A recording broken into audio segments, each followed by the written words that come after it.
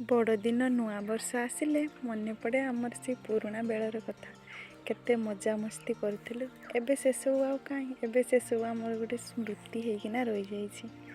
यही सब कथा आज भाभी भाविका मुझे रोषे मोर सारी देनी भात तरकारी सब रांधि नहीं तापर ये छुआ को गधेवा टाइम हो जाता ताकू गधे देकी रेडी करदेनी तापर ताकू भोक करता खोईदेनी से पटे खाऊ खाऊ इे बदमाश भी कर खाइबा सरीगला। एबे मु खाइबा मोर भात बाड़ी नौची भात आ बैगण बड़ी चटुनी टे करी पालंग आलू तरकारी करनी आ फूलकोबी आलू बैगण ताको झोल कर सांगर लेंबू कंचा लंका नहीं जाइथिनी।